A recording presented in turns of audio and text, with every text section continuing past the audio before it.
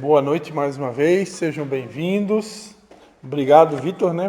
Porque ficou nosso professor aí, na nossa ausência aí. Professor, não estou nessa aí. Esse ensinar aí. Ficou aí cuidando, né? Questão das provas, né? Depois eu vou corrigir as provas e tal, e com certeza estamos com expectativa que todo mundo tirou nota boa, né? Porque o professor está facilitando, né? Só pergunta de assinalar, então vocês não podem Que reclamar. matou foi a última que não foi corrigida daí. Ah, pois Terminei é. e fiz, tá tudo demorando também. Aí a prova aí. Mas fiquem tranquilos que a gente vê depois se precisar uma recuperação, alguma coisa nesse sentido aí. O objetivo da escola de líderes é aprovar todos, né? Quem tira 10 na administração final, ele nem passa. Tem bastante. Pode-se dizer que a gente, a partir de hoje, pode-se dizer que a partir de hoje a gente alcançou a metade da escola, né? A metade. Porque a gente vai começar a quinta lição do módulo 2, depois a gente vai ter ainda o módulo 3, né? Então hoje a gente alcançou a metade da escola de líderes. Então daqui para frente a gente vai para a segunda metade, né? Na verdade, a próxima aula seria a segunda metade, né? Então estamos aí quase encerrando a primeira metade da escola de líderes. Vamos lá então, pessoal. Ok, então? Vamos lá? Tudo bem com vocês? Tudo ótimo. Então, quinta lição, vamos orar, né? Vamos orar. Orar é sempre bom. Como diz a palavra de Deus, né? Ebenezer, né? Até aqui nos ajudou o Senhor, né? Então, que Deus... Eu não sei vocês, mas os últimos meses a gente tem passado por umas guerras, né? Parece que as guerras não acabam nunca. Quando a gente pensa assim que vai dar uma trégua, né? E coincidentemente, né, tem um vídeo que eu tive a oportunidade de ter acesso num evento que eu participei no Rio de Janeiro, um evento entre padres e pastores. E lá naquele evento que eu tive no Rio de Janeiro, há uns 2 anos atrás, eu tive acesso a um vídeo que está na internet, no YouTube. É uma conferência que teve em Kansas City, nos Estados Unidos, no ano de 1971. Uma conferência interdenominacional, né? E ali estavam reunidos vários pastores de várias denominações, no campo de futebol, lotado, e tinha também a presença de padres, né? Freiras, inclusive, e todos tiveram a oportunidade de falar, né? Cada representante de cada denominação. Na internet o vídeo deve ter uns 20, 30 minutos. Eu fiz um videozinho, um resumo de 2 minutos que eu já espalhei pelo Instagram, pelo Instagram e pelo WhatsApp, nas minhas listas de transmissão.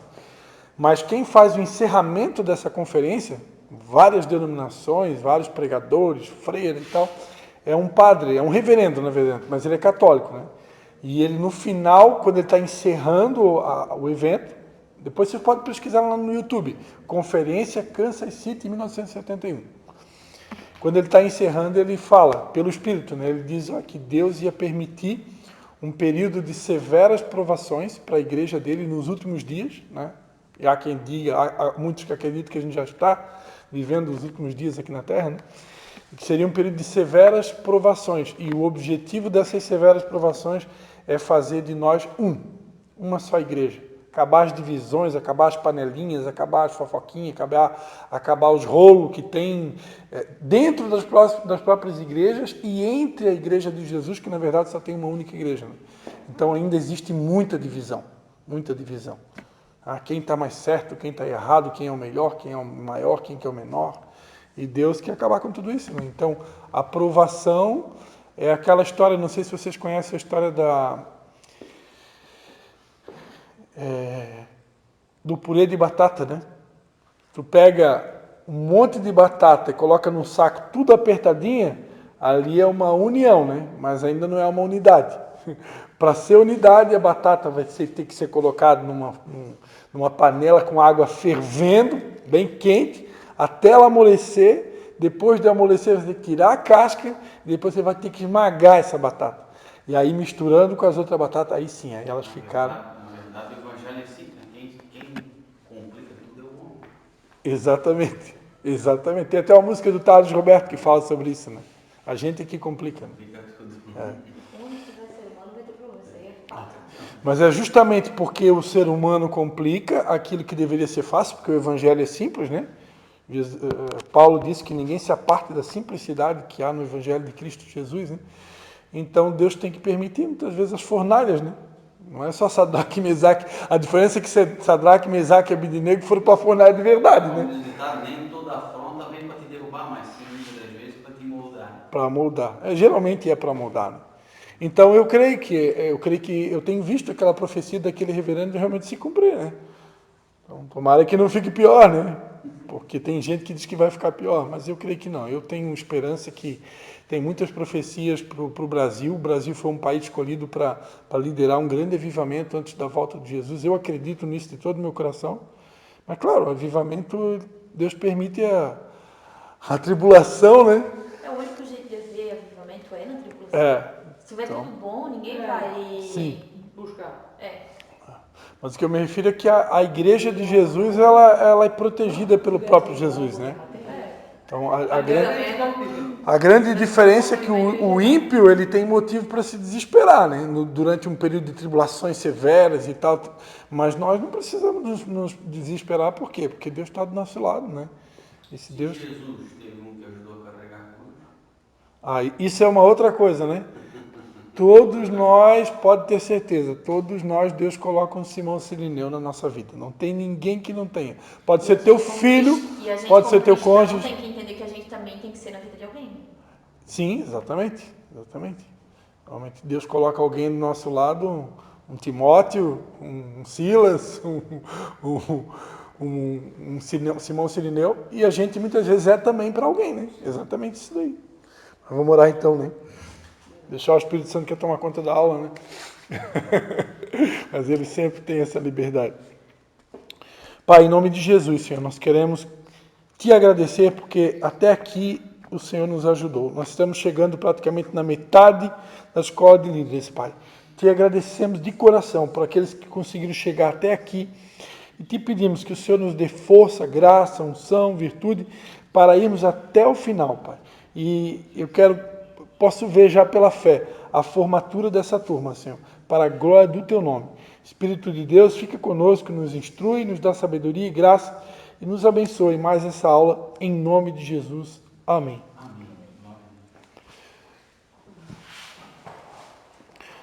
Então, o tema de hoje, quinta lição, preparando-se para enviar. Então, vocês sabem que nesse livro nós estamos aprendendo, né, sobre as bases da visão celular, do modelo dos 12, e nós já aprendemos que essa visão que diz respeito à grande comissão, né, que é o texto que a gente acabou de ler, o Ide, Fazei Discípulos, ela está pautada em 4 pilares, né, que é o pilar do ganhar, consolidar, discipular e enviar. A gente já viu aqui um resumo do ganhar, um resumo do consolidar, do discipular, e hoje a gente vai falar um pouco sobre enviar, né, que seria o 4º estágio, o 4º processo. Deus, primeiro, a nossa alma é ganha, né, nós somos alcançados para Jesus através da pregação do Evangelho, por alguém que proporcionou isso para a gente, ou até mesmo um canal de televisão. Hoje a pessoa se converte até assistindo uma pregação no YouTube, né, ou no Instagram. Depois nós somos consolidados. Consolidar, vocês já aprenderam que é firmar a pessoa nos passos, né? Firmar os passos no caminho, né? Firmar, né? O versículo que o meu pai mais gosta, né? Serem firmes e constantes, né? Sempre abundantes no Senhor. Então isso é o consolidar. Depois então o discipular, que é aquele processo de ensino, de repassar conhecimento, de repassar informação, de andar lado a lado com o discípulo e realmente discipular, né? O nosso discípulo maior é Jesus Cristo, o nosso discipulador maior, ele é o nosso modelo máximo, são os ensinamentos dele que a gente segue, ele é o personagem principal da Bíblia, a Bíblia de Gênesis e Apocalipse, ela aponta para Jesus, né? Jesus é o personagem principal e ele é a própria palavra, ele é o verbo, né? Então ele é o nosso discipulador maior, ele é o nosso modelo maior, e então, nosso papel como discipuladores é transmitir, basicamente, os ensinamentos de Jesus e da própria palavra, né, para os nossos discípulos, aqueles que Deus confia. E por último, após todo esse processo de ser ganho, consolidado, discipulado, então vem o quarto estágio, que é o enviar, né? Onde nós somos enviados para cumprir o propósito e reproduzir esse processo todo novamente. Então nós vamos falar um pouquinho sobre esse quarto estágio hoje, que é o enviar. Então Jesus disse, né, Mateus 28, 19 a 20, ide, portanto, fazei discípulos de todas as nações, batizando-os em nome do Pai, do Filho e do Espírito Santo, ensinando-os a guardar todas as coisas que vos tenho ordenado. Mateus 28, 19 a 20. Então, primeiro o discípulo, depois que o discípulo é feito, consolidado, preparado, então vem o último estágio da visão, que é o envio, né? Onde nós somos literalmente enviados, né? Como eu já falei numa outra aula, num primeiro momento, o objetivo da Escola de Líderes aqui é preparar vocês para ter um pequeno grupo, para ter uma célula na casa de vocês, né? E liderar essa célula. Mas, claro, né, que essa escola aqui, todo o conhecimento que é repassado aqui te dá bagagem não só para isso, né? Para outras, para tudo, né? Agora, esse é um projeto inicial, pode-se dizer, né? Mas depois existem outros níveis de envios, né? Igrejas, por exemplo, maiores, tem pessoas que, num determinado momento, ela começou como líder de célula, depois ela foi colocada como líder de um ministério, depois ela foi... Lá em Manaus tem as setoriais, né? A igreja cresceu tanto lá que eles têm como se fosse subdivisões do ministério em vários bairros da cidade, porque Manaus é muito grande, né? Então eles chamam isso de setoriais. Então tem, por exemplo, o MIR Zona Sul, lá em Manaus, que é liderado pelo apóstolo Arão e a apóstola Esther Amazonas. Ele é um casal que começou lá no MIR Sede, que foram enviados, né? E hoje eles têm, são presidentes do MIR Centro-Sul, que é um bairro de Manaus, que é uma igreja tão grande, numericamente falando, quanto a sede, que fica no bairro Ponta Negra, em Manaus, né? E tudo partiu ali do bairro Ponta Negra, que é o MIR Matriz, né? Mas não tem só a igreja do MIR Zona Sul do Apóstolo Arão, existem várias outras, que são chamadas setoriais, em outros bairros. Então, hoje, se todo o Ministério Internacional da Restauração fosse colocado na matriz, não cabe todo mundo lá dentro. Tem que ser colocado num estádio de futebol, né? Então, essas pessoas, muitas delas começaram como líderes de célula. Hoje já são pastores em bairros da cidade, né? E quem sabe alguns deles vão enviar discípulos para as nações, que esse é o propósito final, né? Alguns já viraram apóstolos. Alguns já são apóstolos, né? Já são apóstolos, né? Começaram, e muitos que são apóstolos hoje começaram como líderes de célula. Então, o que isso fala? Isso fala de níveis de envio, né? Primeiro ser enviado, porque o que a gente já aprendeu aqui na sala de aula, né? Aprendeu aqui na igreja, que quem é fiel no pouco, sobre o muito será colocado, né? Mas quem não é fiel no pouco, né? Então, se você é fiel no pouquinho que Deus está te dando, hoje Deus me deu uma alma para cuidar, então eu vou cuidar daquela alma. Às vezes essa alma é o teu cônjuge, é o teu filho, né? Começa por aí, começa pela nossa família, né? E aí depois eu tenho uma célula, então agora eu vou cuidar da minha célula. À medida que Deus vai percebendo que eu sou fiel naquilo que Ele me dá para cuidar, que eu estou fazendo com zelo, com dedicação, Ele vai aumentando o nível. Ele vai dando mais coisas para mim fazer, né? Isso está ligado à palavra prosperar também. A obra de Deus, prosperar é avançar, é progredir, né? Então Deus quer sempre, Ele vai ter um nível mais alto para a gente, sempre. Tudo vai depender da nossa fidelidade, que a gente aprendeu isso na aula passada, né? Sobre a fidelidade, né? Que faz parte do processo de discipulado. Fidelidade, santidade e compromisso. Então, à medida que a gente vai sendo fiel, Deus vai nos enviando para níveis cada vez mais altos, né? Até o último estágio realmente são as nações, né? Foi o tema do ano passado, né? Minha geografia, terra da promessa, né?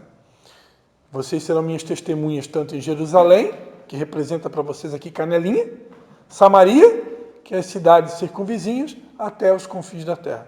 Então, a gente começa na nossa casa, no nosso bairro, e depois o destino final é as nações. Não sei se alguém aqui tem um sonho de algum dia ir para uma nação, pregar o evangelho. Eu sonho com isso, eu oro sobre isso já há muitos anos atrás. E em nome de Jesus vai vai se concretizar. Por enquanto é só Paraguai e Uruguai, Paraguai e Argentina, mas é o começo. Né? Amém? Eu já acho diferente, eu nunca sonho. É que sonho é uma coisa individual, né?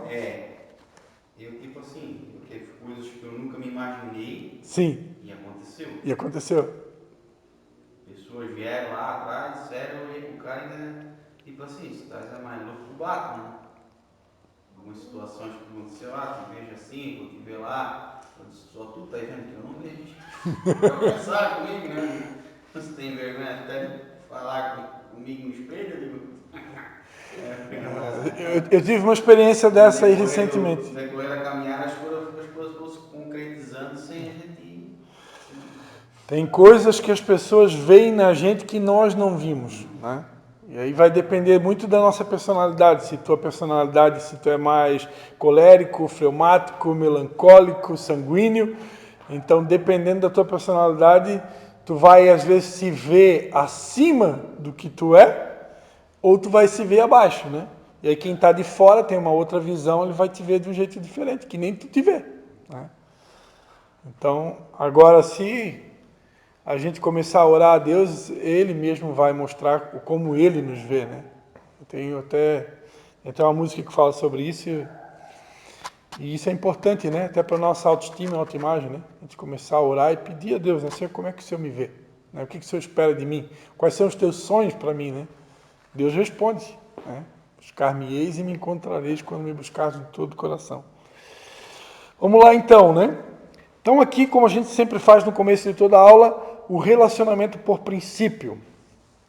Então tem 4 princípios aqui para a gente estar relacionando. Primeiro princípio, isso não está na apostila de vocês, né? Vocês já sabem. Princípio da mordomia. Onde se aplica o enviar dentro do princípio da mordomia. Lembra da mordomia?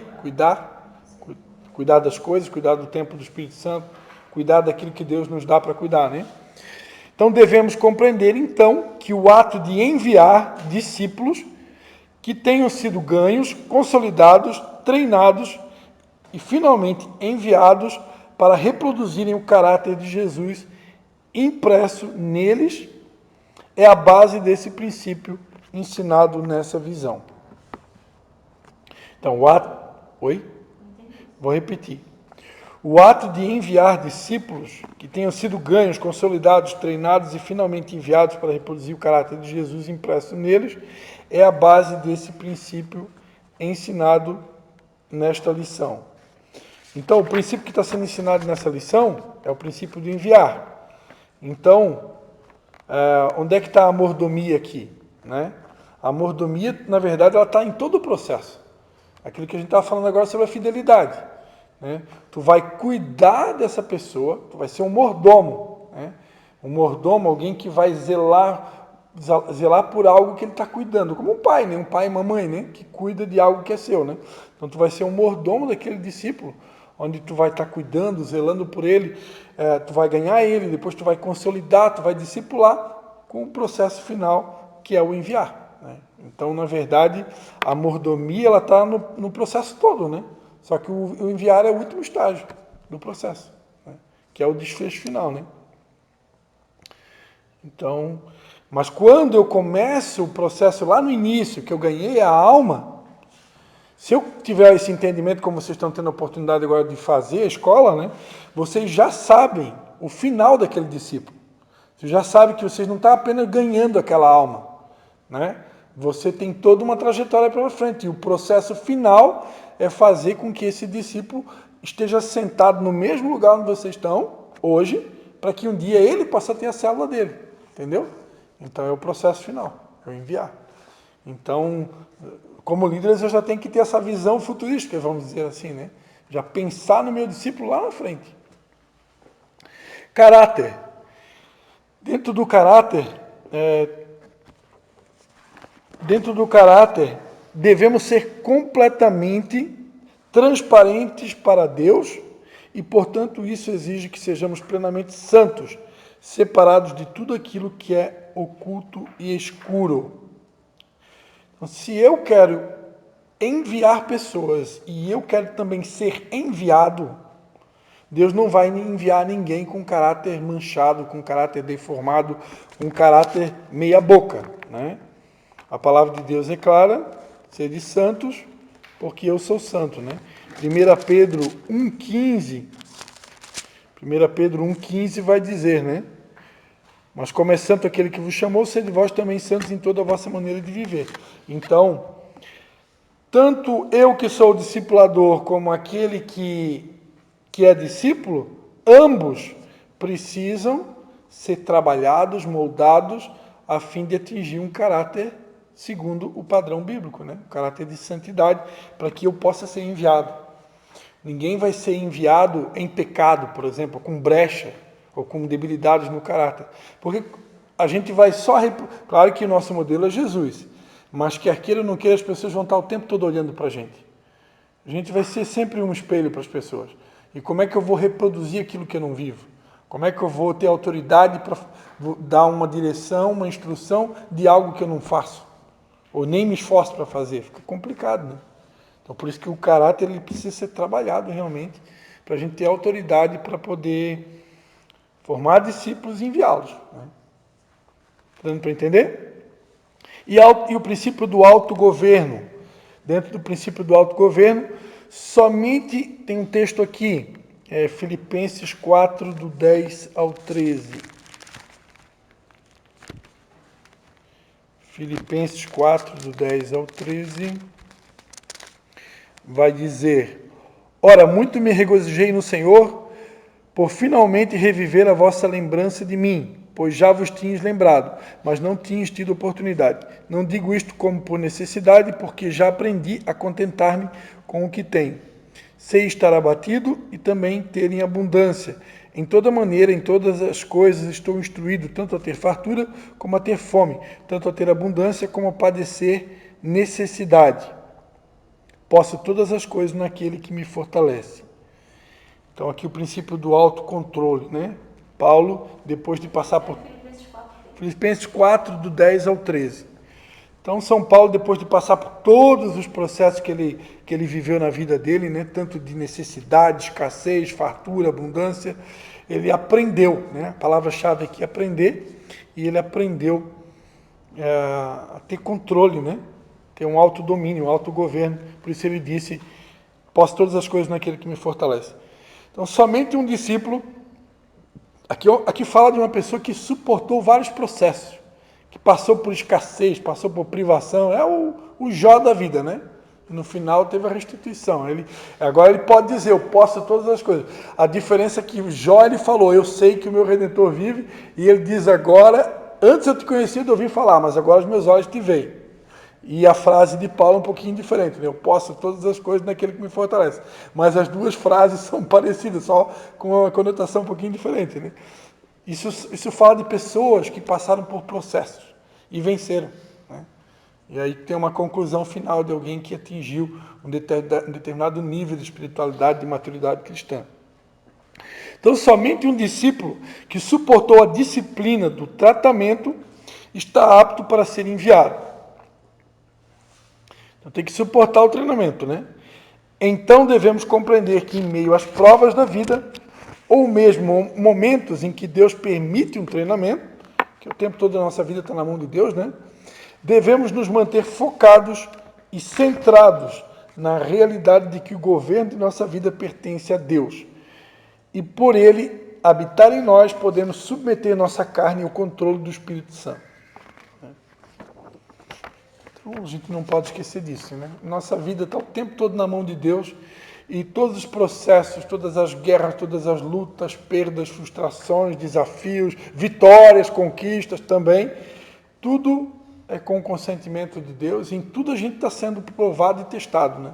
O homem, a Bíblia diz em Provérbios que ele é provado pelos elogios que recebe. Então a gente é provado, não é provado só na crítica, a gente é provado no elogio também. Eu não sei qual que é o pior, né? A crítica ela pode te derrubar, mas o elogio também pode, né? Então, por isso que a Bíblia diz, sobre tudo que deve guardar, guarda o teu coração. Vai depender como é que está a tua estrutura. Como está a tua estrutura emocional, espiritual, né? Uma pessoa que ela é madura, ela não deixa nem o elogio entrar no coração e nem a crítica. Ela é blindada, né? A gente já falou isso aqui numa outra aula, né? A crítica devolve para Jesus, que eu estou fazendo a obra dele, e o elogio também devolve para ele, né? Porque dele, por ele e para ele são todas as coisas. Então a glória é dele. Princípio da aliança. Devemos compreender que, para termos êxito na tarefa de enviar discípulos que tenham o caráter de Jesus, precisamos ter aliança uns com os outros, assim como acontecia com a igreja do primeiro século. Não devemos descuidar desse princípio precioso. A igreja do primeiro século era uma igreja que eles tinham tudo em comum. Eles viviam no partir do pão. A ceia, a Santa Ceia na igreja primitiva, ela era diária. Diária, é só ler ali Atos dos Apóstolos. Eles se reuniam sempre. Então, esse é um princípio da união, da comunhão, da aliança, que eles tinham muito ávidos, né? Se fala muito em avivamento, mas a gente começou a aula aqui falando sobre a desunião da igreja, né? Como que eu vou ter um avivamento que é desrespeitando o princípio da aliança? Não tem como, né? Casa dividida não prospera. Nem casamento prospera, sociedade não prospera, igreja também não prospera. Onde tem divisão, facção, não vai para frente. Então Deus, por isso esse princípio da aliança, que é o princípio da comunhão, da união, isso tem que realmente estar funcionando, né? Precisa haver uma aliança. E aí quando há essa aliança, então eu posso enviar. Que coisa terrível, já pensou? O Vitor é líder de célula, ele enviar um discípulo dele que vai começar uma nova célula, sendo que ele não concorda com o Vitor, é do contra em tudo, bate de frente com ele em tudo. É complicado, né? Tem que haver uma conversa, um alinhamento. Tem que ter um alinhamento, né? Tem que ter um alinhamento. Não que a gente vai ser igual, nós nunca vamos ser igual. Sempre vai haver as diferenças. E as diferenças, elas servem para nos amadurecer, né? A gente é um corpo, e nesse corpo tem as diferenças. Natasha aqui é totalmente diferente de todos que estão aqui. Mas o Reni também é. Mas a Érica, a Edna também é. Todos aqui são. A Natasha ficou dando frio na barriga, né, Natasha? Mas, só que a gente precisa entender... Não dá sem nada, não. A gente precisa entender que o Deus é o mesmo. Há um só batismo, uma só fé, um só Deus, né? Efésios 5, né? Então, é um só propósito. O nosso propósito aqui é povoar o céu, né? Tirar as mãos das garras, as vidas das garras do inimigo, né? E a exemplo de Jesus, né? Ajudá-las a serem transportadas, né, para o reino da sua maravilhosa luz, né? Me importa, tipo assim, como é que diz, a linha de raciocínio sendo a mesma. Sim. As opiniões contra, não, desde que todo ele tem um foco do quê? De reino, de ganhar alma, o resto é só questão de Ajustes, né? ajuste. Nós temos muito mais coisas que nos unem do que, né, do que nos separam, né? Então, só que o diabo é tão inteligente, né, tão nojento, que ele faz o ser humano se concentrar na pequenininha diferença que tem. Aí ele foca naquela diferença e esquece em todo o todo, né? Então é a estratégia do inimigo, né? Quando a gente Causar divisão. disputa com uma coisa ruim, assim, fica na cabeça, né? Quando é uma coisa boa, tu não puxa pra lá, vai dar um recado, coisa assim, e o ruim sempre fica na cabeça. Deve te falar. Por favor, profetizar pelo cara para não lembrar meia hora depois, mas se alguém ofender o cara. Né? Uma coisa que parece que fica ali lembrando a gente. A gente precisa vigiar, principalmente pessoas que já foram feridas, né? Que já foram feridas, ofendidas, né? Uma coisa que a gente precisa vigiar é com uma coisa chamada ressentimento, né? Isso acontece muito com os melancólicos, fleumáticos, né? É tu ressentir uma dor passada. Aquilo já passou, é lá do passado, já foi superado, já foi... Só que o inimigo, ele traz aquele pensamento na tua memória para te ressentir. Aí tu vai sentir a dor de 5 anos atrás como se fosse hoje. Aí, se tu sentir a dor de 5 anos atrás como se fosse hoje, tu vai trazer todo aquele assunto à tona de novo, né? Tu vai reviver ele, e aí, se tu tá com... foi lá no passado ferido com alguém, tu vai trazer tudo à tona, e se tu não guardar o teu coração, daqui a pouco tu está literalmente contaminado, né? Então é muito perigoso isso aí, né? A gente tem que vigiar. Por isso que a Bíblia diz, Sobre tudo que se deve guardar, guarda o teu coração. Tem que cuidar o que eu estou pensando, o que eu estou alimentando a minha alma, qual é o tipo de conteúdo que eu estou vendo. Né? Aprender a perdoar rápido. Perdoar é uma decisão, né? Perdoar rápido. Mas é uma guerra, né? Está numa guerra constante e ninguém está livre de nada, né? Apesar de Jesus dizer que a gente tem que perdoar, se a pessoa pecar 7 vezes, tem que perdoar 70, né? 70 vezes 7. Perdoa, o perdão é... Tem gente que abusa também. Que Deus tenha misericórdia de nós, que a gente não tenha que dar tantos motivos para as pessoas nos perdoarem, né? Os nossos erros sejam acidentes, né? E não premeditados, né? Mas vamos lá, pessoal, que temos que correr contra o tempo aí para poder fechar a nossa aula, né? Então vamos para... Então, o princípio da aliança, né? Precisa haver união, a comunhão, uma aliança, né? Uma frase que eu aprendi, né? Ninguém entra numa guerra sem aliança. Se vocês prestarem atenção na Bíblia, primeira coisa, quando Josué assumiu o exército de Moisés, né, depois que Moisés se despediu, ele disse: Josué, o negócio agora é contigo. Seja forte e corajoso, que agora é contigo, Josué. Né? E primeira coisa que Josué faz, quando eles estão próximos de Jericó, eles chegam numa cidade chamada Gilgal, que em hebraico significa círculo, significa aliança, círculo. Josué circuncida todo o povo que estava anos ali com Moisés, os que sobreviveram, né? E Josué circuncida todos, aí ele espera todos sararem, está ali em Josué capítulo 3, ou 4, ou 2, não lembro agora. Aí eles esperam todos sararem, que circuncidar fala de fazer aliança, né? Lembra quando Deus fez aliança com Abraão, né?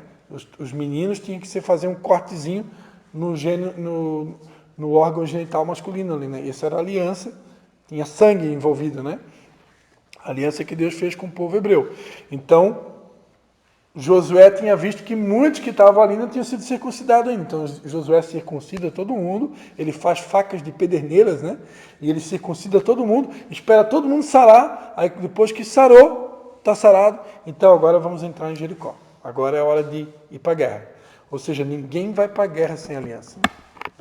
Tem uma música da pastora Ludmila Feber, a música da Ludmila Feber é outra coisa, mas tem... eu acho que tem músicas que falam sobre aliança, tem uma música da Ludmila Feber que fala de aliança também. A verdade é que ninguém pode ir para a guerra sem aliança. Com desunião e divisão, ninguém vence guerra. Né? André Valadão tem aliança. Isso, o pastor André Valadão tem um CD todo chamado Aliança. Exatamente, bem lembrado. Eu tenho esse CD.